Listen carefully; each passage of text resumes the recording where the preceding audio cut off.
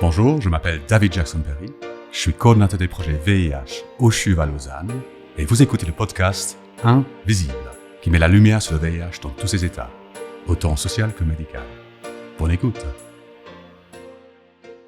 Isabelle Cobos, infirmière spécialisée à la consultation ambulatoire des maladies infectieuses au CHUV et donc chers collègues, salut. Salut David. Isabelle, merci beaucoup d'être avec moi aujourd'hui pour ce podcast Invisible.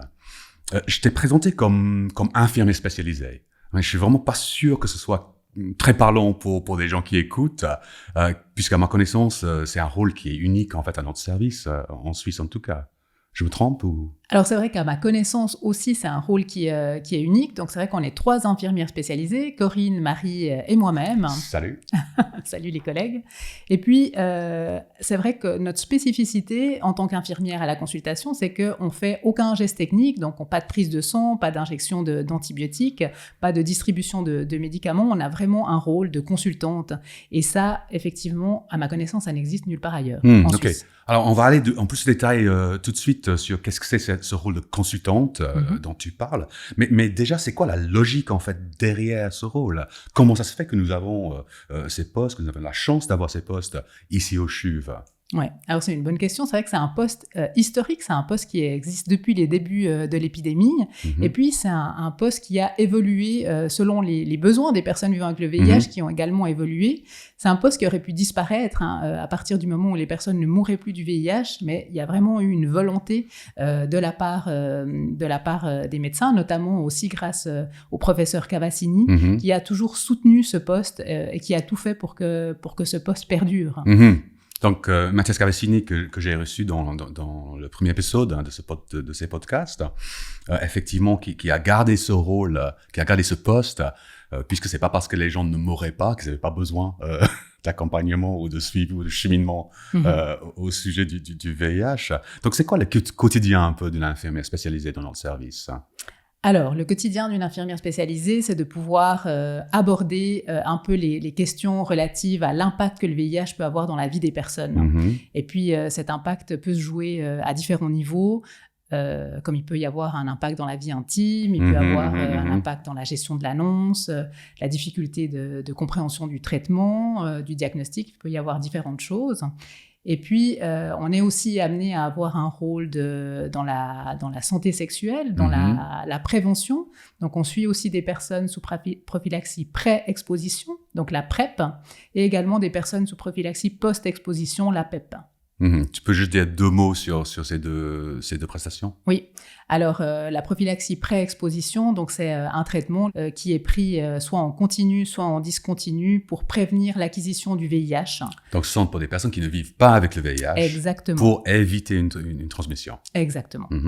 Et la PEP? Et puis la PEP, c'est l'inverse, c'est la prophylaxie post-exposition. Donc ça veut dire quand une personne a potentiellement été exposée au virus du VIH, elle va pouvoir disposer d'un traitement, une trithérapie, pour éviter que l'acquisition du VIH. Et puis c'est un traitement qui sera à prendre sur 1 mois, avec un suivi médical. D'accord. Et donc voilà pour des personnes qui ne vivent pas avec le VIH. Donc si on revenait à votre suivi des personnes qui vivent avec le VIH, donc vous consultez donc. Vous avez quand même une relation assez privilégiée avec les personnes que vous suivez, si je comprends bien. C'est-à-dire que d'une part, vous avez un plus long temps de consultation que les médecins, par exemple. Et en plus, vous pouvez voir les gens à long terme si nécessaire. C'est juste? C'est juste. Alors, je pense qu'un des privilèges principaux, c'est qu'on travaille par référence. Donc, ça veut dire, une fois qu'on a rencontré une personne, on va la suivre selon ses besoins sur parfois même des années. Donc, pour ma part, ça fait 12 ans que je travaille dans ce service.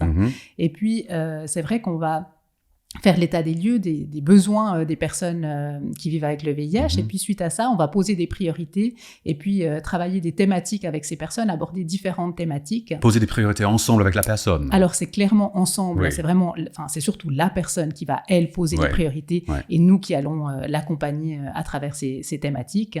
Et puis, c'est vrai qu'on a un temps de consultation qui s'adapte aux besoins de la personne. Donc, on peut voir les personnes jusqu'à 1 heure de temps.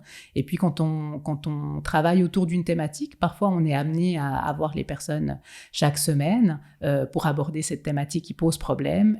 Parfois, c'est quelque chose qui est espacé dans le temps, donc c'est vraiment très adaptable aux besoins de la personne. Vraiment au cas par cas, comme ça. Au cas par cas. Ouais. Alors, tu as nommé quelques enjeux très rapidement tout à l'heure. Est-ce qu'on peut aller un peu plus en détail dans, je sais pas, choisir un ou deux ou trois de ces enjeux pour en parler en un peu plus de détails. Donc, un des enjeux que j'aimerais partager pour faire prendre conscience de c'est quoi la spécificité de vivre avec le VIH, c'est le fait que, pour moi, à mes yeux, c'est une maladie qui est comparable à aucune autre maladie chronique. En quoi ? Mais quand tu as un diagnostic, quel qu'il soit, de diabète, de cancer, d'hypertension, la première réaction, ça va être de pouvoir en parler aux gens qui te sont proches, en parler à ton entourage, en parler pour que tu puisses obtenir du soutien de ces personnes. Et puis, ce qui se passe avec le VIH, souvent, je dis pas toujours, mais souvent, c'est complètement l'inverse. Ça veut dire que les personnes, elles vont, quand elles reçoivent ce diagnostic, se poser plein de questions qu'on ne se pose pas avec un autre diagnostic. Est-ce que je le dis ? Est-ce que je ne le dis pas ? Ça va être quoi la réaction de la personne ? Est-ce que je vais être rejetée ? Est-ce que je vais être jugée ? Et donc ça, pour moi, c'est une des complexités majeures de vivre avec ce diagnostic.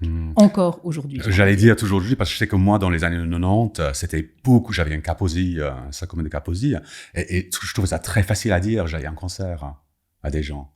Je trouvais beaucoup plus difficile de dire, voilà, je suis positif au VIH ou j'ai le sida. Donc, effectivement, j'avais vécu ça, mais encore aujourd'hui, ça me surprend un peu. Bah oui, c'est ça qui est le plus frustrant, je trouve, là-dedans, c'est que d'un point de vue médical, on a fait des avancées énormes, et puis on a plein de bonnes nouvelles médicales à transmettre aux personnes. Elles vont pouvoir avoir une espérance, une qualité de vie similaire à la population générale. Elles vont avoir des traitements qui vont être bien supportés, allégés. Parfois, un comprimé par jour suffit. Maintenant, on a même des injections possibles pour certaines personnes tous les 2 mois. Donc, des énormes avancées médicales. Et puis, d'un point de vue psychologique, d'un point de vue sociétal, j'ai pas l'impression qu'on a beaucoup avancé de l'époque dont tu décris. Ouais, donc on est de nouveau dans ces deux terrains, ce terrain d'un côté le VIH médical et d'autre côté le VIH social. Et ce besoin en fait de parler à ces deux VIH, qu'on peut pas juste traiter le VIH médical, on doit aussi bien comprendre, prendre la mesure de ce VIH social. C'est ça. Ok, donc tu as parlé donc là de cette difficulté de partage de diagnostic. Est-ce qu'il y a un autre enjeu majeur dont tu aimerais parler ? Oui, au fait, tout est pour moi relié à l'anticipation que ce diagnostic va amener dans la vie des personnes, à tout niveau.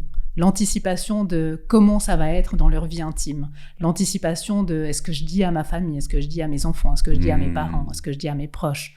L'anticipation de qu'est-ce qui se passe si on l'apprend au travail. Donc les personnes vont être envahies par tous ces questionnements qui sont très puissants.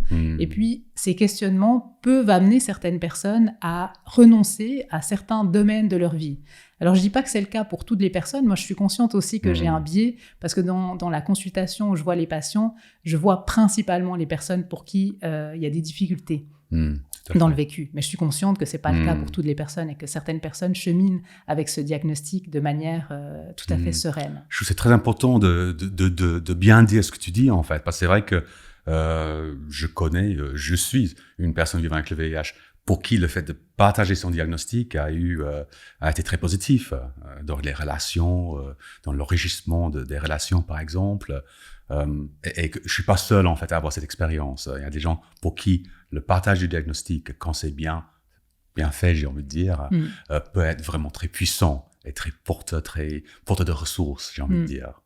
Oui, puis moi, un terme que j'aime pas quand on parle d'une maladie chronique, c'est l'acceptation. Est-ce qu'on accepte ou pas un diagnostic ? Pour moi, ça se situe pas à ce niveau-là. C'est vraiment un cheminement. Voilà. Donc, c'est quelque chose qui peut se passer très vite pour certaines personnes, moins vite. Ça peut se passer dans un domaine plus facilement que dans un autre. Oui. Et puis, je pense, de prendre conscience que c'est possible, ce cheminement. Et puis, on l'a vu à travers les podcasts que tu as enregistrés dans Positive Live, les témoignages des personnes pour qui ça se passe bien. C'est important de pouvoir entendre ces voix aussi. Oui. Savoir que c'est possible, que ça se passe bien. Je pense que tu viens de dire quelque chose de très important, qu'on n'est pas tous égaux devant des choses comme le partage du diagnostic. Les enjeux ne sont pas les mêmes pour chacun, chacune. C'est vrai. Donc voilà. Est-ce qu'il y a d'autres enjeux avec lesquels tu es confronté régulièrement que tu aimerais parler, ou est-ce qu'on passe à la suite? Je pense que voilà, c'est ça qui est le plus frustrant dans mon travail, c'est d'entendre justement encore aujourd'hui des personnes qui s'interdisent une vie intime, qui disent voilà, la sexualité pour moi à mon âge, voilà, c'est plus important, donc j'ai plus envie de gérer ces enjeux-là, ou des personnes qui disent finalement je suis bien toute seule, j'ai pas forcément besoin d'être en couple, mais quand on questionne, on se rend compte que c'est le VIH qui met un frein. Puis les gens se font une raison, t'as l'impression. Ils se font une raison, ouais, c'est comme ça, et puis c'est plus facile de renoncer à certaines choses que parfois que de les affronter, parfois parce qu'ils ont vécu déjà des situations de rejet, tout à fait. Et puis parce que justement cette anticipation peut être hyper puissante et qu'on ne peut pas imaginer. Certaines personnes me disent mais qui va m'accepter avec ce diagnostic? Moi si j'étais cette personne-là, mais j'accepterais pas de vivre une vie de couple avec quelqu'un de VIH parce que j'aurais toujours peur. C'est ça que tu peux entendre. Oui. Ouais. Donc là tu fais état vraiment de questions très complexes. Moi, je me demande comment est-ce que tu fais concrètement pour cheminer, tu as utilisé le mot cheminement, pour cheminer avec ces personnes vers, je ne sais pas comment le dire, plus de confort dans leur vie. Mm-hmm. Je ne sais pas si tu veux choisir un ou deux thèmes que tu viens de nommer et puis nous donner un exemple de comment tu chemines avec cette personne. Ouais. Alors, effectivement, la base, c'est de pouvoir questionner la personne où elle en est dans sa vie, c'est quoi ses besoins. Et puis, une fois qu'on a pu déterminer quels sont ses besoins, elle va pouvoir aussi déterminer quelles sont les priorités. Donc déjà, tu ne pars pas de ton avis.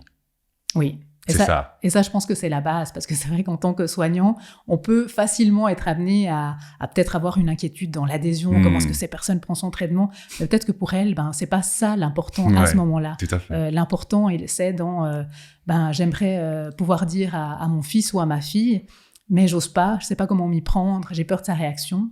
Et puis, tu parlais de comment est-ce qu'on fait. Donc, on a développé des outils dans notre consultation infirmière pour pouvoir aborder toutes ces thématiques. Donc, par exemple, pour la gestion de l'annonce, ce qu'on va faire souvent, c'est de pouvoir faire écrire à la personne un petit l'annonce, donc, comme on parlait de son statut VIH. Exactement, dire ou pas son VIH. Et puis, on va faire réfléchir la personne à quels sont les risques et les bénéfices de l'annonce, de la potentielle annonce, pour pouvoir la mettre en situation. Et puis, on voit que souvent, les risques, c'est ce qui se remplit en premier. Il y a toute une colonne de risques, c'est ce que la personne va voir en premier. Tout ce qui se passerait mal, si je le disais. Tout ce qui se passerait mal, si je le dis. Ouais. Et puis après, petit à petit, au fil de la conversation, on voit qu'il y a aussi des bénéfices, et puis que cette colonne bénéfices va aussi se remplir.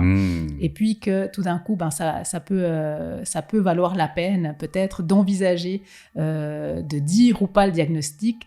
Ce qui est aussi très important à mes yeux, c'est évidemment de rien induire en tant que professionnel, mais d'être là juste pour faire prendre conscience des enjeux et puis que la personne puisse prendre une décision éclairée sur est-ce qu'elle va dire ou pas, en ayant pris du temps pour réfléchir aux potentielles conséquences et en étant prête à les accepter si ça se passait mal, par exemple. Ouais, donc tu facilites en quelque sorte une réflexion, en fait, plus qu'autre chose. Oui. C'est quelque chose comme ça. C'est ça. Est-ce qu'on peut juste s'attarder un petit peu sur cette question de risque-bénéfice qui est très intéressant, et puis évidemment on va changer d'une personne à l'autre, d'un contexte de vie à l'autre, on est d'accord. Quels sont quelques bénéfices dont parler? Alors, la libération du poids du secret. Le poids du secret, oui. Moi, justement, on parlait de cheminement, puis quand on a le privilège de pouvoir être témoin de ce bénéfice, de ce cheminement, c'est juste incroyable. Quand il y a une personne qui a pu annoncer à sa fille son diagnostic, alors que ça faisait des années, à sa fille adulte, ça faisait des années qu'elle se cachait pour prendre ses traitements, que c'était extrêmement difficile pour elle. Lorsqu'elle était hospitalisée, elle avait très peur que tout d'un coup, il puisse avoir une divulgation du diagnostic. Et tout d'un coup, quand elle a pu le dire, et que la fille a accepté ce diagnostic, a soutenu sa maman et non seulement l'a soutenue, mais a été vraiment très attristée de savoir que sa maman avait traversé toutes ces années dans le silence, dans la honte, et que tout d'un coup, la pièce a pu tomber, le poids s'est libéré, et ça, c'est juste incroyable quand ça se passe comme ça. Quel soulagement. C'est un soulagement énorme. Ah, oui, tout à fait. Merci d'avoir écouté Invisible, le podcast qui met la lumière sur le VIH dans tous ses états. Je suis David Jackson Perry et je vous dis à très bientôt pour un nouvel épisode. Salut!